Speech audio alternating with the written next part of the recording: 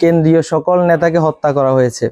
কেউ ফাঁসিতে ঝুলেছেন, কেউ জেলে থেকে মরেছেন। জামায়াত ইসলাম একটি মাজলুম সংগঠন, আপনারা সবাই জানেন। বাংলাদেশে একমাত্র সংগঠন বাংলাদেশ জামায়াত ইসলামী, যে সংগঠনটির কেন্দ্রীয় সকল নেতাকে হত্যা করা হয়েছে। কেউ ফাঁসিতে ঝুলেছেন, কেউ জেলে থেকে মরেছেন। আপনারা জানেন তো এটা নাকি? আমি আপনাদেরকে বলতে পারি যে এমন কোনো সংগঠন নাই যে সংগঠনের শুরুর দিকে এরকম মানুষদেরকে শহীদ করে দিলে ওই সংগঠনটা আবার টিকে থাকবে। আপনারা বলেন এরকম আছে? আমরা দেখেছি ৭৫-এ যখন শেখ মুজিবকে হত্যা করা হয়েছে, মনে হয়েছে যে বাংলাদেশে আর কোনো আওয়ামী লীগ নেই। মনে হয়েছে কিনা?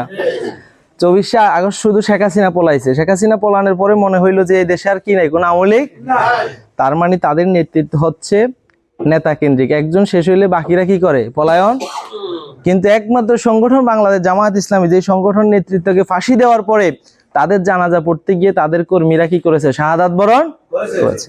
আমি বিশ্বাস করি সেই সংগঠনকে অস্ত্রের ভয় দেখিয়ে, হুমকি দিয়ে কিংবা নানান ভাবে তাদেরকে ভয় দেখিয়ে কখনো দমিয়ে রাখা যাবে না ইনশাআল্লাহ।